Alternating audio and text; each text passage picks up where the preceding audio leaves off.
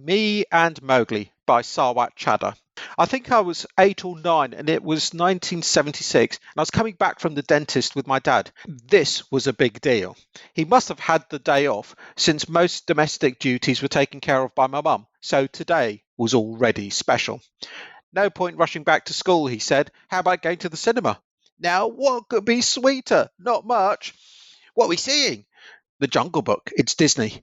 Missing an afternoon of school, watching a Disney movie with my dad. That's what childhood memories are built of the small, unexpected things. Now, the cinemas in the 1970s were, on the whole, flea pits. If you wanted to smoke, you sat on the left of the cinema, no such thing as seat numbers or pre booking. And as a kid, I'd watch spiralling eddies of the cigarette smoke within the projector light, all part of the anticipation of the movie. There would be a short, the Pearl and Dean adverts, and then the main event. The Jungle Book changed my life. It filled a gap in my soul that I didn't even know I had. I met Mowgli, my first brown hero. I marvelled at every aspect of him. The thick, unruly hair, the skinny build, the gawkiness, and the yearning to have the very best of adventures with the very best of friends. Each aspect swelled my heart. He was just like me. Just like me. Now, you have to remember what the 1970s were like. TV shows like Mind Your Language, Love Thy Neighbour, and the black and white minstrel show, all prime time. The age of the National Front marches and the running the regular gauntlet of being called Packy at school. We were made to feel inferior, second best, dirty in our skins, habits, and foods. It didn't help that I was one of those nerdy, bookish, skinny kids. Easy pickings. My parents took us to the cinema in Southall. It was splendid, gaudy, packed, and overflowing with emotion. The Bollywood melodramas had me crying by the second act when the evil landlord had booted out the poor family out onto the street, and one or both parents had starved to death while one of the kids had been killed working in the factory. Sure, there were heroes with wild eyes and big moustaches and meaty fists, but they weren't me. They lived somewhere too alien to recognize. They spoke another barely understood tongue. Their heroics weren't the ones I aspired to. They weren't my heroes. Like plenty of my generation, I was in a strange limbo, not part of the world my parents had come from, not part of the world I inhabited. I needed heroes to blaze a trail. I needed good guys, dusky, wheatish, just plain brown, to fight the good fight. My fight. I searched for them high and low. Remember 1977 and a little film called Star Wars? Well, I wanted to see Sinbad and the Eye of the Tiger. I was so desperate that I didn't care if the actor was white. He was playing an Arab and a Muslim at that. That would have to do. And if the role was actually played by a South Asian, I was in heaven. Sabu of the 1940 film The Thief of Baghdad remains a big part of my childhood search for heroes. My dad had actually met him when he lived in the US in the late 1950s. The fact he was a real life hero, serving as a tail gunner during World War II, only made him more glamorous. It seemed unbelievable there'd once been an Indian Hollywood star. In fact, who has there been since Sabu? Unable to find heroes out there in the world, I decided to create my own. And this, being the early 1980s, meant Dungeons and Dragons. Yeah, that came out of Stranger Things. For those who don't know, it's a role playing game where you and your friends create characters and collectively narrate a story where your characters are the stars. There are rules to keep things on an even keel. While D&D is the most famous, there are games for most any genre, and practically all the popular franchises such as Star Wars and even My Little Pony are out there somewhere. Our group was diverse. 3 white Brits, 1 Italian, 3 South Asian kids. But all our alter egos were white. We created knights, sorcerers, thieves, and barbarian heroes galore, yet all were inspired by the Northern European cliches of fantasy. Our knockoff Galahads, Conans, and Aragorns were cast in pale plaster. We couldn't see ourselves in fantasy. We weren't just invisible, we did not exist. And it's difficult to miss a thing if it doesn't exist. There were some glorious moments, though. Nothing, even now, consumes me more than a solid gaming session. It's the purest storytelling, not that far removed from gathering around a campfire in the long ago telling extraordinary tales. People say if Dickens were alive today, he'd be writing soaps. Well, if Homer were alive, he'd be a gamer. The first time I created a non-white hero in Dungeons and Dragons was after Robin of Sherwood hit the Saturday night TV slot. Sure, Ray Winston made it big, but the coolest by far was Nazir, the deadly dual sword wielding Arab assassin. Again, a white actor, but I'd forgive casting for that. What mattered was that he was, without doubt, equal to Robin, a better swordsman, and with plenty of storylines of his own. This wasn't a token gesture, a passing fancy by the writers. This was true love. I wonder if the majority population felt this kinship as strongly. Are they so used to seeing heroes of their own heritage that they no longer get the electric buzz when one appears on the screen? Or is there a dark side, the resentment when the hero appears who is something other than the norm, the shock of seeing a hero of a different shade or accent take centre stage, albeit often only briefly?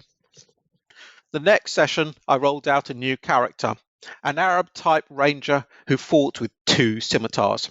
I didn't care if the stats for longswords were better. This was my guy. And that was the catalyst to my writing career. If I couldn't find the heroes I wanted, I'd better make them myself. Fast forward a few dozen years. Why put pen to paper? Simply put, you have something to say. It can be heavy-handed and blatant, or it can be discreet and well hidden. It might hit square and true, or it could fly over the target's head or between their legs. Even bad writers can have an impact where it hurts. You write what matters to you at that time and place. And it'd been a long time in coming, but I wanted to do the anti-Indiana Jones and the Temple of Doom. Putting aside the thrills and spills and chanting of Kali Ma, it really is a very racist movie. You completely understand why the Indian government refused to have it filmed in India. Dastardly darkies, the illicit desire of white women, child abuse, the white saviour trope, the heroic last-minute intervention of the goodly British Empire, it really was a tour de force, even then, of outdated racial prejudice. But it ignited a passion for the thuggy cult. Kali Ma indeed. Sure, we had South Asian kids in stories, token sidekicks, or troubled teens getting involved in terrorism or forced marriages, or basically that was it.